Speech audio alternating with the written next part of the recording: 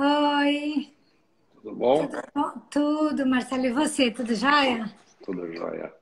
Então tá bom, obrigada, viu, por Imagina, aceitar o convite do escritório. É uma honra pra gente ter você aqui na página do Vilhena Silva. O doutor Marcelo, para quem não conhece, é um oncologista maravilhoso aqui de São Paulo, um oncologista clínica, que já salvou muita gente que eu conheço, que está bem. Então é uma pessoa que vai ajudar muito, que tem muita sabedoria. Bom, mas vamos lá. Marcelo, o câncer, todo mundo tem medo de um dia receber um diagnóstico de câncer. Eu, toda vez que eu vou fazer mamografia, eu fico super nervosa, tenho medo. Eu acho que mulher tem mais medo de câncer de mama até. Eu morro de medo, porque eu acho que tem muito câncer de mama. Então, eu queria que você, assim, a gente começasse falando disso, né? Do medo, desse preconceito, do estigma, né? Com o nome câncer, oncologia. O que que a gente pode fazer para se prevenir, para vencer esse medo, essa barreira? O que que a gente pode fazer para evitar? Tem alguma coisa que a gente pode fazer para evitar o câncer, né? Como que a gente pode enfrentar esse medo contra a doença? então, primeiro, boa noite, doutor Renata. Obrigado pelo convite. É uma honra minha estar aqui. Sabe que a gente tem muito carinho por você, por todo mundo. E, na verdade, assim, o tratamento do câncer ele vem se modernizando com o passar do tempo. E as pessoas carregam um peso que vem desde início do século XIX, quando tiveram os primeiros relatos, depois do século XX, e poucas coisas tinham mudado. Então, os pacientes morriam, não tinha muito tratamento, não tinha opção, a única opção era cirurgia, e quando não dava para fazer cirurgia, não tinha muito o que fazer. A partir da década de 60, 70, começaram a surgir os novos remédios, as novas medicações, as novas técnicas de radioterapia. E a partir do ano 2000, então, para mim é um marco muito grande, porque eu fiz residência em 98 e depois fui para os Estados Unidos. E foi um salto de medicações de 2000 para cá e os resultados são muito melhores. Então, a gente tem desde o preconceito de que câncer pega, é uma doença que pode pegar por contágio. Se eu ficar falando muito, pode ser que eu me atraia o câncer. Covid. Tem as culpas que as pessoas levam. Então, assim, nada disso. O câncer existe, a gente trata, faz o diagnóstico e o que a gente sabe, quanto mais precoce for o diagnóstico, o resultado é melhor com menos terapias. Uhum. Então, isso já vou tirar um pouco do estigma da palavra câncer, quer dizer, antigamente era feio falar, tinha que esconder. Quando eu comecei na residência em 98, várias mulheres deixavam o tumor crescer porque tinha vergonha de falar ou para a mãe ou para o marido, ou que estava crescendo um nódulo. Isso devagarzinho a gente viu que veio mudando. Eu fiz um estudo interessante no Hospital das Clínicas em 98, quando eu estava na residência, que eu fiz uma pesquisa sobre funcionários da saúde do Hospital das Clínicas que faziam prevenção. E, Uhum. para nossa surpresa, 72% não fazia prevenção. Nossa, Trabalhavam na área, viam os casos, mas é o que você falou, é o medo de descobrir. é o O que eu, medo de. o que eu costumo dizer para o paciente é que assim, o exame não traz câncer, ele só mostra o que tem. É Então verdade. ele nos ajuda, porque o câncer ele é silencioso, ele pode estar por aí. A ideia de você fazer exame é justamente descobrir e tratar. E Uhum. eu digo assim, ninguém morre de angústia se você der o tratamento. A gente fica sempre tem medo do desconhecido. Então, a partir do momento que a gente tem um exame, tem um caminho que a gente vai seguir, essa ansiedade diminui. Então, o meu recado é: não podemos ter medo do câncer, ele é presente, ele tem alguns fatores de risco. Então, o principal é cigarro. É interessante, Todo tipo de câncer. para a maioria deles, o cigarro sempre é um fator maléfico. E o mais interessante é que eu vejo muitos pacientes, né, na era Covid, com muito medo do Covid, mas não param de fumar. É interessante, o risco do cigarro é muito maior do que do Covid. Só É. que tudo que tira da nossa segurança, da nossa mão, então o câncer não está na nossa mão, o tratamento, a infecção viral está no ar, não está nas nossas mãos. Então isso causa uma angústia porque a gente perde o controle. O ser humano Uhum. gosta muito de controlar. Tá, Então, se eu pudesse te dar uma dica hoje para prevenção de câncer, atividade física e dieta. Acho que seriam as duas principais tá, recomendações. Então, de novo, tem um paciente que gosta de fazer exame cada 2 meses, mas não muda o hábito. entendi. Então, quer dizer, você não está prevenindo, você está detectando precoce, né? Mas, Marcelo, eu já ouvi também, assim, muita história. Uma mulher passa por um divórcio muito complicado, tem muito estresse e depois aparece um câncer. Ou então morre alguém, um filho doente, depois aparece o câncer. Não tem uma relação desse emocional com o surgimento da doença também? Ou isso não tem nada a ver? Então, todo mundo tem problemas na vida. O ser humano, nós somos muito frágeis, eu sempre falo isso. Então, eu sempre preciso encontrar na outra pessoa alguma coisa que eu não tenho. Então, assim, eu já tive paciente que teve câncer e abriu uma escola e estava se aposentando para ser feliz. Aposentou pensando em viajar. Então, tem Entendi. realmente, e durante a vida a gente vai ter esses altos e baixos. A gente sabe que, por exemplo, o herpes aparece com estresse, aparece com. Então, tem algumas doenças que estão relacionadas ao estresse. O que a gente sabe, bem estudado, é que depressão não dá câncer. Então, pegaram Entendi. uma população de pacientes internados em hospitais psiquiátricos por depressão e acompanharam. E não aumentou Entendi. a chance desses pacientes terem câncer.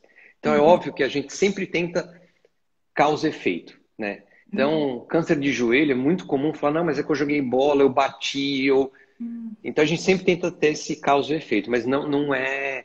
Até porque senão carrega uma culpa.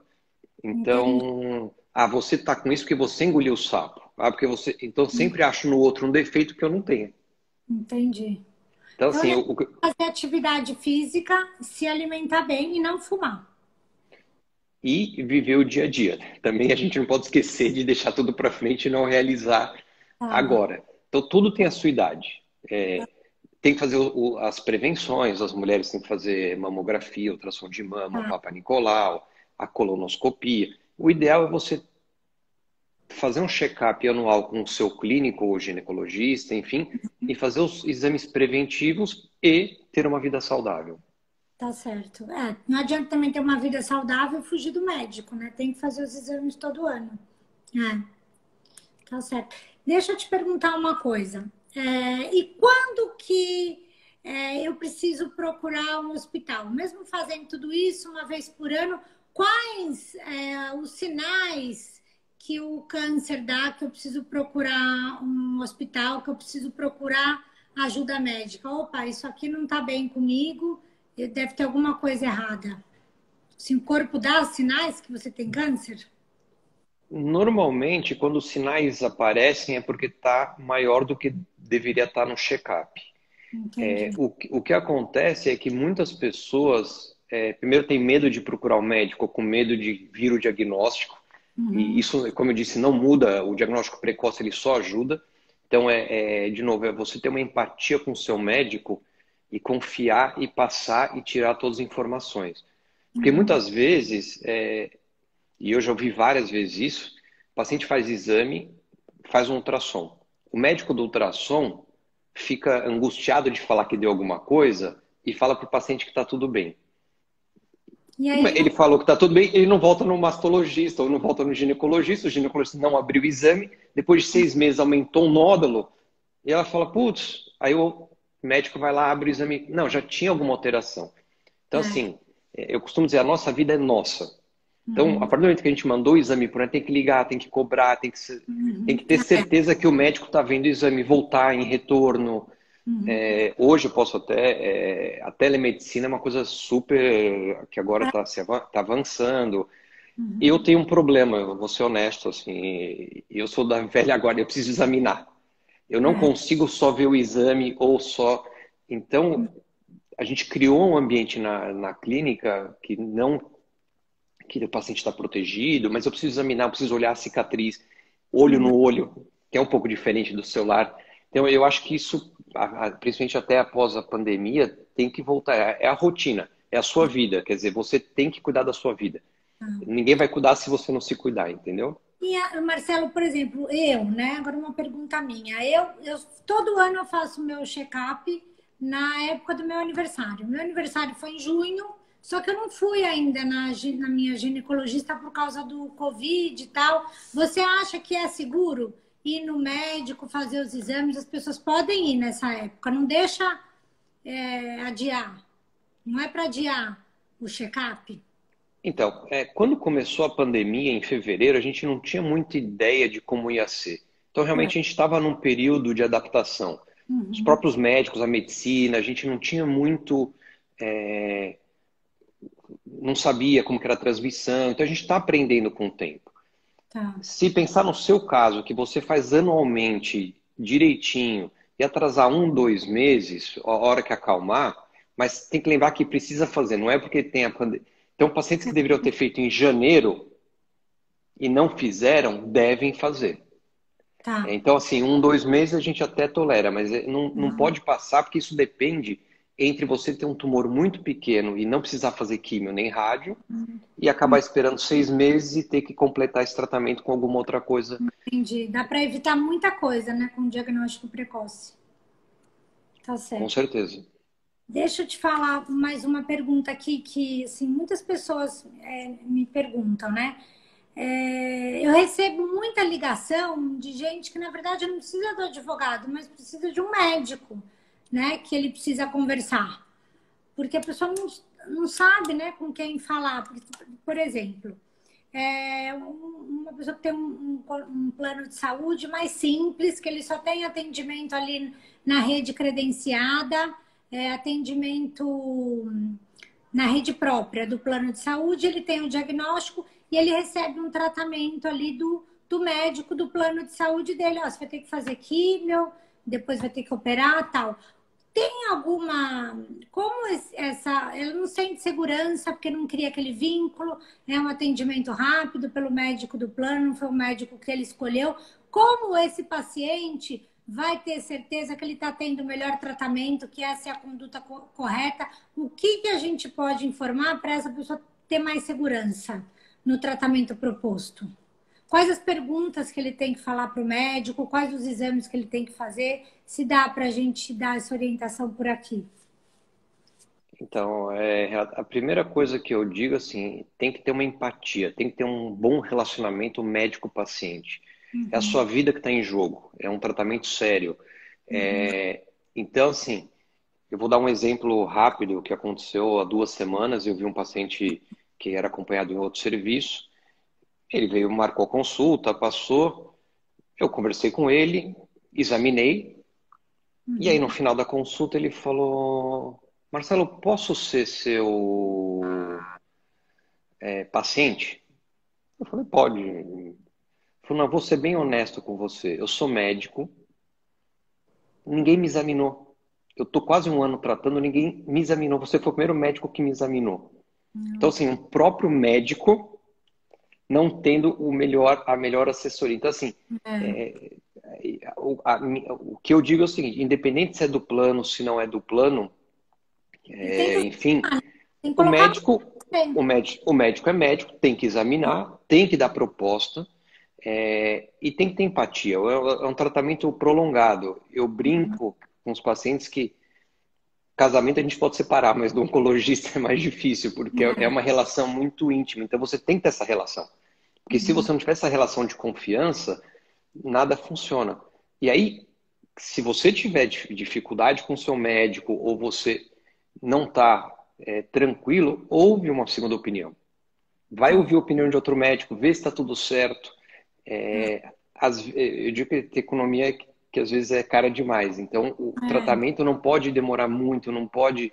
Então, assim, eu acho que tem que ter segurança. Eu acho que é uma relação de segurança. Se a pessoa fica em dúvida, não tem empatia, tem que pegar uma segunda opinião, né? Tá certo. Outra coisa que as pessoas também perguntam bastante. Em tempos de pandemia, né, nessa época, quais os riscos do paciente oncológico em fazer a quimioterapia, de fazer os exames? Ele tem que esperar, interromper o tratamento? Qual a atitude que o paciente oncológico tem que ter nessa época de coronavírus? Então, eu vou dividir essa pergunta em duas partes. A primeira parte é pacientes que não estão fazendo o diagnóstico. Então, os pacientes que deveriam estar fazendo diagnóstico, os laboratórios de patologia, de imagem, eles estão mais vazios. Isso não quer dizer que diminui a incidência do câncer. Isso está mostrando que não está sendo feito o diagnóstico. É. Isso vai repercutir daqui a alguns meses, onde vai aumentar. Eu costumo dizer assim, o câncer ele não é bonzinho. Ele fala, não, vamos esperar passar a pandemia, depois eu cresço. Ele vai crescendo independente. Então, a gente tem uma margem para esperar, mas tem outra parte que não dá para esperar. Durante o tratamento oncológico, isso a gente viu na clínica, a gente não interrompeu o tratamento, o que a gente fez foi medidas de adequação da clínica. Então, o prédio, a gente mede temperatura, tem um funcionário nosso na recepção, medindo temperatura, oferecendo máscara e álcool gel. Se o paciente teve algum sinal de gripe, nos dias anteriores é feita uma triagem por telefone antes de vir. Então, com essa medida simples, a gente teve 0 casos de Covid na clínica. Tiveram casos que as pessoas pegaram em casa, mas não na clínica. A gente não atrasou a quimioterapia. Então, o ideal é não atrasar o tratamento. Eu tenho alguns pacientes que tiveram Covid e curaram durante o tratamento. Então, também não... criou-se uma ideia que quem pega coronavírus morre. Então, às vezes o paciente liga que está com muita falta de ar em casa, está com muito... Fala, mas você tem um aparelho, né? Vamos medir a saturação? 98. Então, assim, não tem... Toma um Rivotril que vai melhorar. Porque é uma angústia que você já fica com falta de ar, que você já... Eu tive uma experiência com uma enfermeira do hospital que ela falou... Eu perguntei, né, quais são os sintomas? Ela falou... Eu não conseguia dormir. Eu tinha insônia de todo dia achar que eu ia morrer sem respirar de madrugada. Então, assim, a maioria cura do Covid. É realmente a minoria que morre. A gente não sabe muito bem quem é quem. Então, eu acho que cabe, sim, as pessoas que não têm necessidade de sair para a rua, ficar em casa para poder, quem realmente precisa, que são os trabalhadores, os pacientes oncológicos, poderem sair tranquilos e poder fazer o seu tratamento. Muito medo, né, da Covid. Eu vejo isso nas pessoas. Muito medo. Agora, esse jornalista esportivo que morreu, né, muitas pessoas, não, Renata, mas ele era novo, ele morreu. Falei, gente, mas a gente precisa saber as condições que ele foi tratado. Porque o que eu vejo muito também, que as pessoas têm me procurado aqui no escritório, olha, Renata, eu fui lá no hospital do meu plano de saúde, eu tenho o Prevent Senior. Fui lá na Prevent várias vezes, não me deram atendimento correto para o Covid, eu só estava piorando e eu tive que ir para o Oswaldo Cruz para ter o tratamento adequado. Aí agora eu quero pedir de volta para o meu plano de saúde tudo que eu gastei. Então, assim, o que eu tenho visto é assim, muitos hospitais que não dão um atendimento correto, diagnóstico precoce, não fazem a tomografia de pulmão, e aí só vão internar aquele paciente que já fica muito ruim, precisa ser entubado e acaba morrendo. Né? Eu tenho visto muito isso. Então, talvez eu acho que o que precisa é um bom atendimento. Mas estou errado ou é isso mesmo? Eu acho que a gente volta à coisa que é empatia médica e compaixão. O médico examinar, fazer diagnóstico. Tem diagnósticos diferenciais. Tem várias coisas. Você mandar um paciente ficar em casa, você não pode abandoná-lo. Você tem que ligar diariamente, ver se a saturação está boa, se ele mora com alguém. De repente, se ele mora sozinho, é melhor você internar precoce, porque se ele tiver um quadro de desmaio, ninguém vai descobrir. Entendi. Então, é esse relacionamento médico-paciente que... Então, não é simplesmente fica em casa ou vai para casa que no hospital é muito mais tóxico. Não é verdade isso. Depende de caso a caso. Então, o que a gente vê é que, assim, e de novo, pela fragilidade que a gente começou a conversa no câncer, nós queremos ter uma associação de algum remédio milagroso que vai resolver o meu problema. E não é assim, vírus não é assim. Então não adianta, mas o fulano tomou e curou.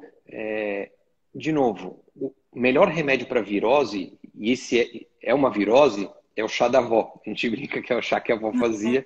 Caldo de galinha quer dizer hidratação e observação. E casos mais complexos, encaminhar para o hospital precocemente. E, de novo, tem um despreparo também da classe médica, né? Que nos Estados Unidos, em Nova York, que é um grande centro, aumentou em 300% mais ou menos os casos de infarto em casa. Porque as pessoas tinham medo de ir para o hospital por causa da Covid.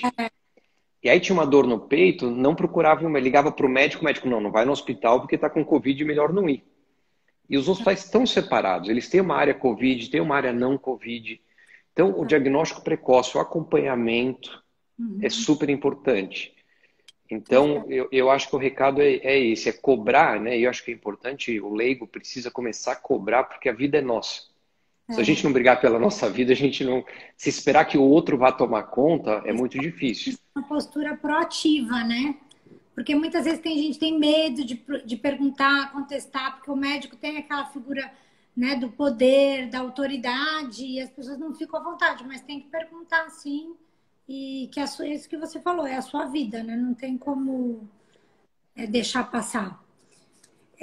Gente, quem tiver pergunta, quiser perguntar alguma coisa para o Dr. Marcelo, pode escrever, postar aqui, que a gente vai perguntar para ele, tá bom? Que aí a gente vai transmitindo e o Dr. Marcelo vai respondendo.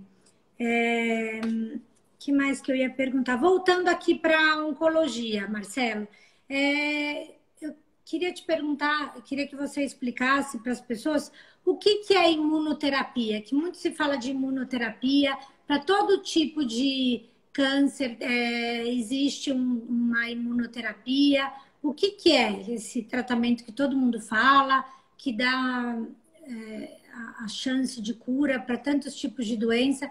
Queria que você explicasse um pouquinho mais sobre essa imunoterapia para o pessoal.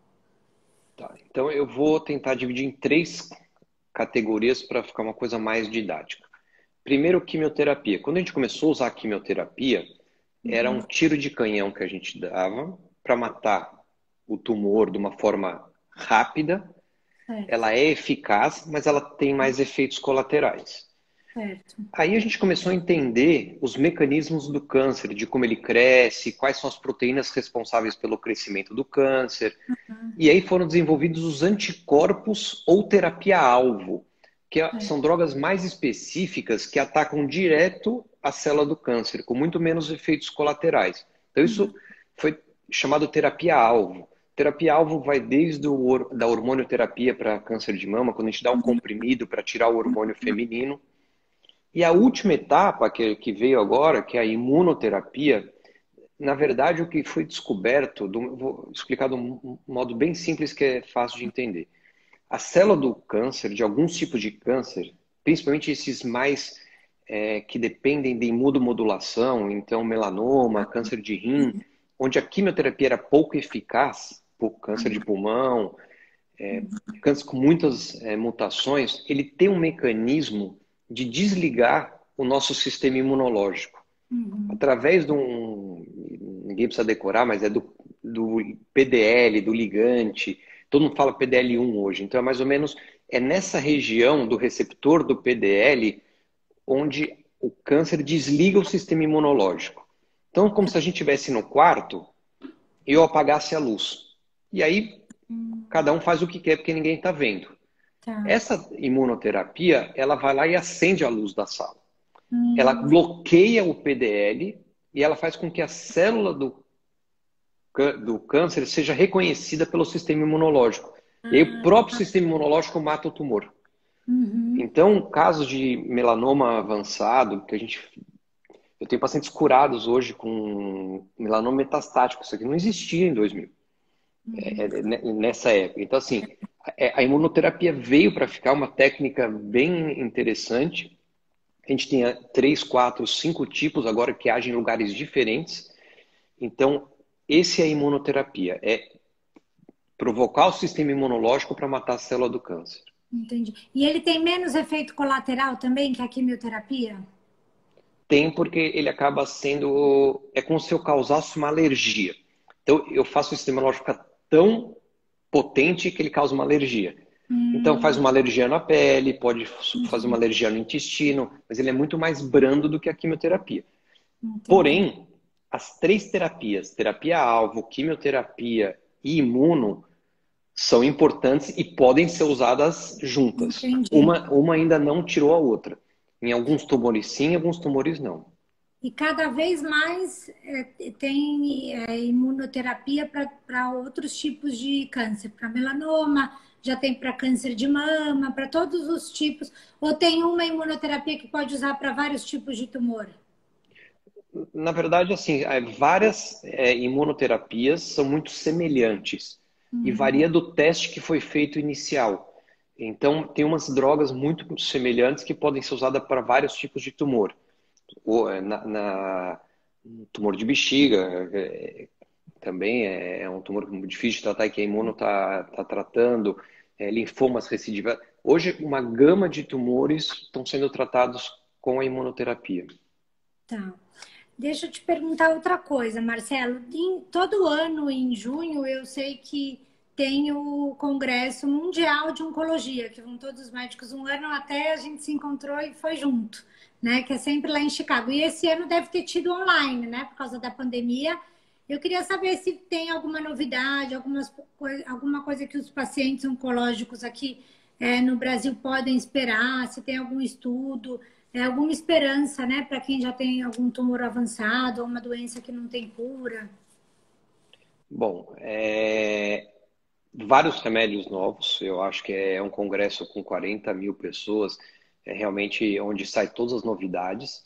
Uhum. O interessante é assim, a ASCO ela acaba demorando um pouco para ser incorporada no Brasil, porque as drogas são aprovadas no FDA com uma velocidade, e só Uhum. para quem não entende, o FDA é o órgão americano que aprova as drogas e depois aprovado do FDA pode ser usado.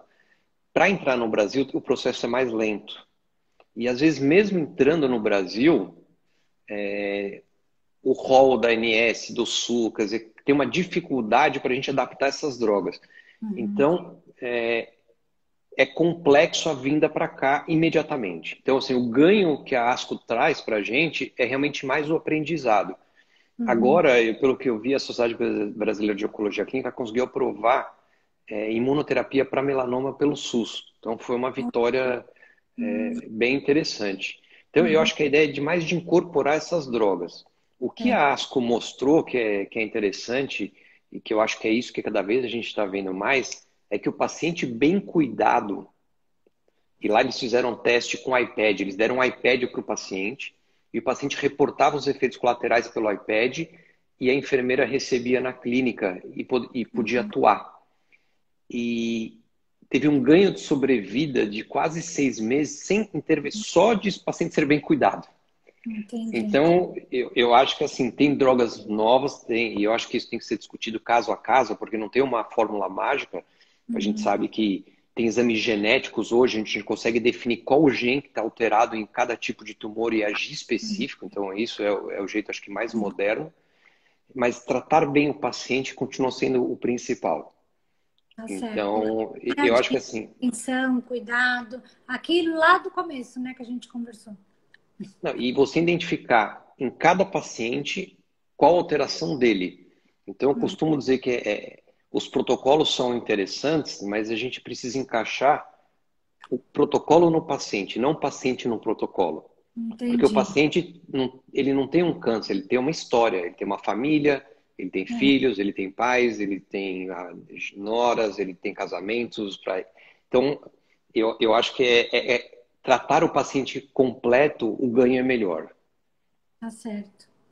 Existem também alguns exames que você pode fazer antes de começar. Me fala se eu estou falando alguma coisa errada. Mas antes de você começar a quimioterapia, você pode fazer alguns exames para saber se a quimioterapia vai fazer efeito para você ou não. Não existe isso, aquele Foundation One, aquele exame, é assim que funciona. Aí antes de começar o tratamento, o médico vê, não, esse remédio vai dar certo para ele, esse remédio não dá. Isso ajuda a guiar o médico a escolher o melhor remédio para o paciente? Tem isso? É isso mesmo? Tem dois tipos de teste, né? Um teste que a gente faz antes do tratamento de câncer de mama para ver se esse tumor é agressivo e precisa realmente de quimioterapia ou não. Tá. Então você faz um teste genético de risco, então ele calcula se é baixo risco, esse paciente não precisa de químio, se ele é risco intermediário ou alto risco, se a gente precisa tratá-lo com quimioterapia ou a gente pode poupá-lo de quimioterapia. E outro exame, e além do Foundation, um deles que é da Roche, mas tem vários, tem a gente chamou de sequenciamento genético. Então a gente estuda qual gene do tumor está alterado e qual medicação que eu posso agir. Ah, Então, entendi. se eu tiver uma alta, a gente chama tumor burden, que é alta carga tumoral, esses pacientes respondem melhor à imunoterapia. Instabilidade microsatélite, que é uma outra alteração, responde melhor à imuno, talvez melhor do que a químio. Então, Entendi. hoje, apesar de ser um exame caro e cada vez a gente está conseguindo baratear em vários laboratórios, é um exame que ajuda muito na decisão do médico em qual é a melhor opção para cada paciente. Por isso que eu digo assim, cada paciente é um paciente. Porque às vezes já vem, mas é porque a minha tia morreu. Esquece, o tratamento naquela época era diferente. Hoje na mama a gente tem vários subtipos de tumor. Cada paciente tem o seu câncer e tem a sua característica biológica. E é assim que a gente tem que tratar. E a maior incidência hoje de câncer é o câncer de mama no Brasil? Na mulher é o câncer de mama, tem o colo de útero, que também é alto.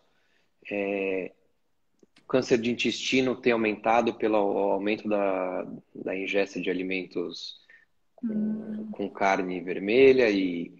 Mas, de novo, tudo isso a gente tem exames preventivos. Isso até é prova de residência de oncologia. Tem exame que detecta precoce e tem exames que evitam. Então, detecção precoce. Mama, quando você faz a mamografia, ultrassom, você tem um nódulo de câncer e você consegue tratá-lo precoce. Então, ultrassom de mama mais mamografia, detecção precoce. Certo. PSA na próstata, que é o exame de sangue, mais o toque que é feito na próstata, detecção precoce. Você tem um nódulo, tem um PSA alto, tem o câncer e você trata inicial. O Papa Nicolau e a colonoscopia evitam o câncer. Você consegue pegar lesões benignas e não deixar ter. Passar no dermatologista e tirar a pinta que é suspeita para melanoma é preventivo. Então, eu volto a insistir que tem que fazer o exame preventivo. As pessoas às vezes têm medo, mas tem que fazer o exame preventivo. Você falou que está aumentando o número de câncer de intestino. O exame para controlar o câncer de intestino é a colonoscopia, né? Não é isso? E a colonoscopia, a partir de que idade que as pessoas têm que fazer e de quanto em quanto tempo? Então, Por exemplo, o meu pai, ele sempre faz colonoscopia e tira pólipos do intestino. Eu acho que é um exame, né? Eu tiro o pólipo, evita também que se torne câncer, não é isso? Pode ou não? o câncer de intestino, a gente sabe que é bem relacionado ao pólipo. Esse pólipo nasce, ele vai sofrendo mutações durante 3 a 5 anos e vira câncer. Então, se você tira o pólipo, você evita o câncer. Por isso que é um Entendi. exame preventivo. A Tá, recomendação é, se você fizer um exame e tiver pólipo, você repete em 1 ano. Não tendo pólipo, você pode repetir de 3 a 5 anos. entendi. Tem uma discussão se vale a pena a partir dos 50 anos, que é a recomendação, ou aos 45. Mas vai depender muito da história da família. Então, se você tem alguém na família que tem pólipo ou teve câncer, a tendência é você fazer o exame 10 anos antes do que essa pessoa teve câncer, para você poder detectar e tirar o pólipo. Entendi. Eu tenho 46. O meu pai tem pólipos. Eu já tenho que fazer, então, colonoscopia?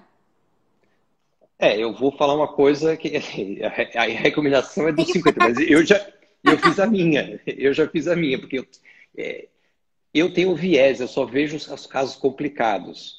Entendi. Então, se você conversar com um clínico geral que não vê muitos casos, para ele é muito mais natural. Eu só vejo paciente 45 que teve. Então, eu tenho esse viés. Então, como eu acho que é um exame inócuo, é um exame que detecta, se tira o pólipo, já resolve, Uhum. eu faria. Eu acho que vale a pena. Melhor fazer. Tá O que não certo. precisa fazer a cada 6 meses. O paciente, doutor, mas precisa a cada 6 meses. Não, não precisa. Não tendo pólipo, 3 a 5 anos é Então, fez o com padrão. 45, não encontrou pólipo nenhum, então daqui 3 anos 50, com de novo, 50 né? você faz. Entendi. Então, e a incidência do câncer de mama nas mulheres? É a mesma incidência no câncer de próstata nos homens? Ali está equivalente? Ou os homens têm menos de próstata, as mulheres têm mais de mama? Não, eu acho que é o contrário. Eu acho que assim, todo homem que viveu o suficiente vai ter câncer de próstata. Mas não quer dizer que vai morrer do câncer de próstata. Entendi. Ele pode ter, e hoje a gente sabe que tem tumores que a gente nem trata, a gente acompanha. E acima de 80, 85 anos, a gente teoricamente poderia até parar de fazer o controle, porque Uhum, não vai dar tempo disso complicar na vida da pessoa. Mas, uhum, de novo, é individualizado, porque hoje tem pacientes de 80 que não tem nenhuma doença e que vão ver até 100. Tem pessoas uhum. de 60 que são muito debilitadas e não vão chegar porque o coração é ruim, o diabetes descompensado, é, não se cuidam. Então, a idade deixou de ser um fator, mas do homem é maior.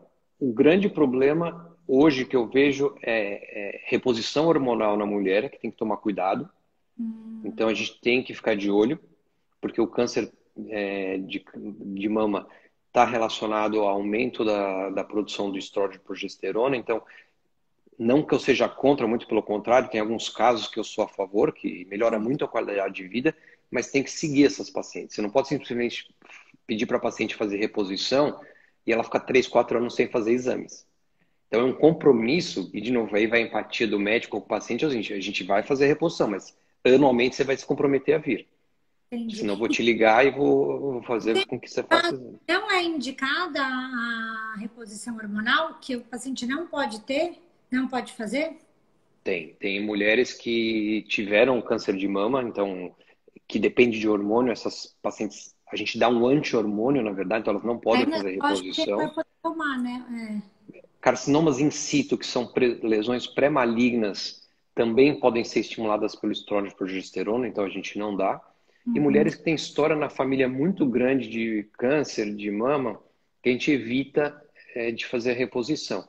Mas o mais interessante é que se a gente pegar e dividir as mulheres em 3 grupos pós-menopausa, o Uhum. primeiro grupo não sente nenhum efeito da menopausa. Você conversa Uhum. com senhoras de 90 anos, nem sei o que é menopausa, nunca Entendi. senti.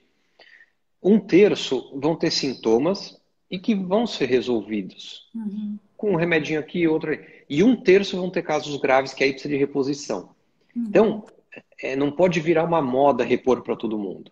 Então, Uhum. eu vejo pacientes atletas que jogam vôlei, tênis. Não, eu preciso repor porque eu vou ganhar massa. Não, tudo tem critério. Então, assim, o Uhum. que eu posso te ajudar? Ah, eu estou com um problema local, então vamos passar uma pomada local. Eu não tenho Uhum. necessidade de fazer uma reposição completa se eu preciso de uma coisa.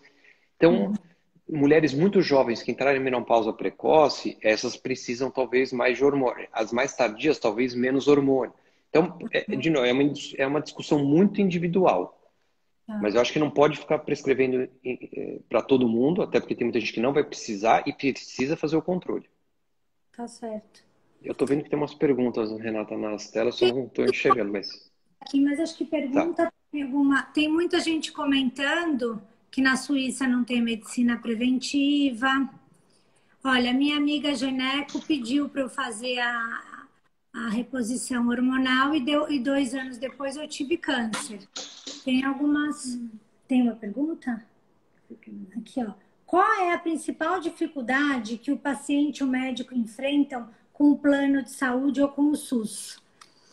Você, Marcelo, você tratando um paciente pelo plano de saúde, né? Um paciente que depende do plano de saúde. Quais os principais problemas que você tem para tratar esse paciente?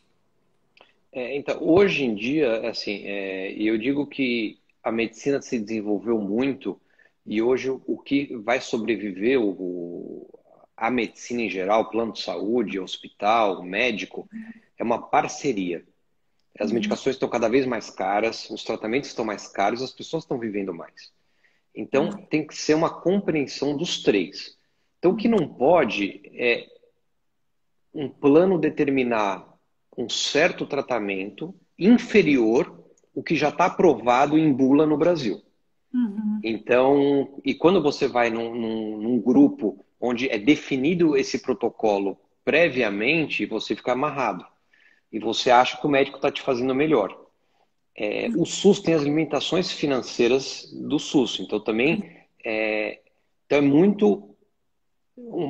é muito complexo saber qual o melhor tratamento que o SUS pode oferecer para o grupo geral. Então, eu como médico, o que eu faço, na verdade, né? Eu atendo o paciente e tento procurar fazer o melhor para ele com o que a gente tem hoje na mão. Uhum. E fazendo um tratamento direito, conversando, no final das contas, o plano vai economizar. Porque um Lógico. tratamento mal feito, um tratamento onde você deu remédio errado, onde o exame não foi feito, vai sair mais caro lá na frente. Então, eu Uhum. acho que essa conversa que vai ser saudável, quer dizer, não tem adversários, inimigos, todo mundo quer o mesmo resultado. Então, quanto mais precoce eu fizer o diagnóstico, mais barato vai ser o tratamento, mais curto vai ser o tratamento e vai sair lá na frente, vai ser um ganho. Então, a dificuldade que eu acho é do plano de saúde versus hospital versus médico, porque eu costumo brincar que assim, o hospital vê o médico como um mercenário que quer prescrever tudo e que o plano de saúde não quer pagar nada. É, O plano de saúde vê o médico e o hospital como mercenário. O médico vê o plano que não quer pagar. Não é nada disso. Eu acho que é uma coisa só. Se quebrar o plano de saúde, meus pacientes vão tratar também. Então tem que é. ter um bom senso e uma conversa. Então eu Uhum. estou fazendo umas aulas, parou por causa da pandemia, para os auditores, até para mostrar que a gente quer dar o que é menos impactante. Então, coisa simples, tem uma injeção que bloqueia o hormônio a cada 6 meses e tem Uhum. uma que é a cada 3. Se eu implementar uma a cada 6, no próprio SUS, eu estou diminuindo metade da população que iria tomar com 3 meses ou mensal, porque Uhum. ele só vai precisar fazer uma injeção a cada 6 meses. Então eu Uhum. diminuo a enfermagem, eu diminuo o número de.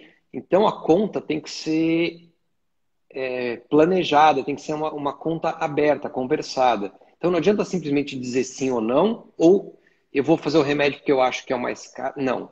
Cada paciente, como eu falei, tem um protocolo, a gente tenta seguir esse protocolo e dentro desse protocolo brigar pelo que é melhor.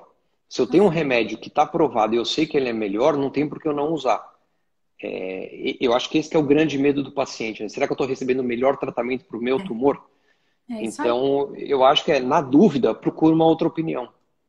E assim, o que trouxe muita economia, né, para os planos de saúde, para o SUS, foi a quimioterapia via oral, que hoje tem uma grande quantidade de quimioterapia via oral.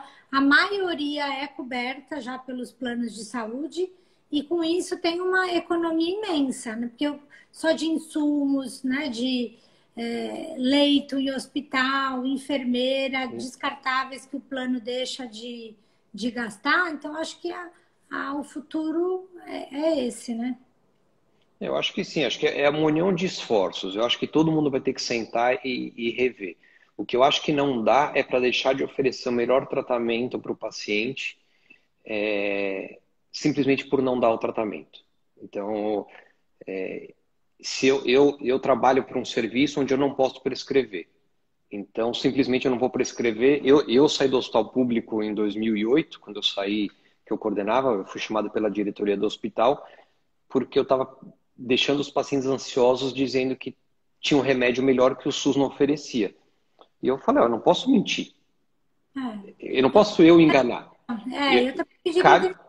porque É, o paciente pode comprar, se quiser. Ele entra, ele faz o que ele quiser, mas ele tem o direito de saber o que tem de melhor. Então, eu acho que é isso. Eu acho que muito do que acontece, e quando o paciente vem no consultório, que eu acho que a conversa tinha que ser mais aberta. Que é o seguinte, eu tenho tal remédio. Esse remédio aqui na clínica não cobre porque o acordo com o plano não foi. Mas existe. Você vai atrás, você pode tomar em outra clínica. Entendeu? é, Se fosse mais honesto, que eu acho que esse que é o problema, você não é obrigado a dar se você vai ter prejuízo, mas você tem que ser honesto o suficiente para falar, ó, tem tal droga, eu só não consigo. Porque de repente a gente tende a imaginar e parte do princípio que as pessoas não querem. E tem muita gente que compraria o remédio. Eu vejo muito isso, faz vaquinha online, consegue tratamento. Então, como que eu vou tirar isso da pessoa de poder receber o remédio melhor? olha, né? E às vezes muita gente vem me procurar também, precisa de um tratamento. O plano de saúde não cobre, porque é um plano antigo, antes da lei. Mas se ele atualizar o plano de saúde dele, se ele fizer uma atualização para a lei nova, ele passa a ter direito, não precisa entrar na justiça. Sempre explico, olha, é só você pedir a atualização do seu plano, que você vai conseguir um medicamento, um exame, né? Também não vou ficar insistindo para a pessoa entrar na justiça se ela não precisa. É a mesma coisa, tem as opções, a pessoa tem que saber o que ela tem direito. A gente tem que ser muito transparente mesmo. Eu acho que uma coisa que vai ajudar, Renata, e as pessoas, é coparticipação.